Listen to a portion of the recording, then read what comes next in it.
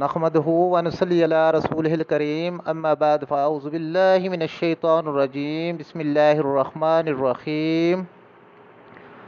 سیدنا ابو ہریرہ رضی اللہ تعالی عنہ سے روایت ہے کہ جس نے جمعہ کے دن نماز عصر پڑھ کر اسی جگہ بیٹھے ہوئے 80 بار یہ درود پاک پڑھا، اللہم صلی علی سیدنا محمد النبی الامی وعلی آلہ وسلم تسلیما، تو اسی کے 80 سال کے گناہ بخش دیے جائیں گے اور اس کے نامہ اعمال میں 80 سال کی عبادت کا ثواب لکھا جاتا ہے۔ صلو علی الحبیب صلی اللہ تعالی علی محمد۔ بنی اسرائیل کے ظالموں میں ایک ظالم اپنے گھر میں بیٹھا ہوا اپنے بیوی سے تخلیہ کر رہا تھا۔ اتنے میں دیکھا کہ گھر میں ایک اجنبی آدمی دروازہ سے چلا آ رہا ہے۔ یہ شخص نہایت غصہ میں اس کی طرف لپکا، اس سے پوچھا کہ تو کون ہے اور گھر میں آنے کی تجھے کس نے اجازت دی؟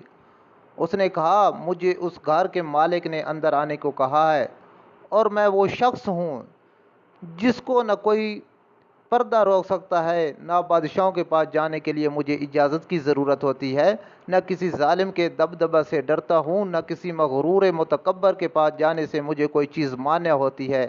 اس کی یہ گفتگو سن کر وہ ظالم خوف زدہ ہو گیا، بدن میں کپکپی آ گئی اور اونھے منہ گر گیا۔ اس کے بعد نہایت عاجزی سے کہنے لگا، پھر تو آپ ملک الموت ہیں؟ اس نے کہا، ہاں میں وہی ہوں۔ صاحب مکان نے کہا، مجھے اتنی مہلت دے دیں کہ میں وصیت نامہ لکھ دوں۔ فرشتے نے کہا، اب اس کا وقت دور چلا گیا، افسوس کہ تیری مدت ختم ہو چکی ہے، سانس پورے ہو گئے اور تیرا وقت ختم ہو گیا، اب تیرے لیے ذرا سی تاخیر کی بھی گنجائش نہیں۔ صاحب مکان نے پوچھا کہ آپ مجھے کہاں لے جائیں گے؟ فرشتہ نے کہا، تیرے اعمال جو آگے گئے ہوئے ہیں ان کے پاس ہی لے جاؤں گا، جیسے تو نے عمل کیے ہیں ایسا تجھے ٹھکانہ ملے گا، اور جس قسم کا گھر تو نے اس جہاں میں بنا رکھا ہے وہی تجھے ملے گا۔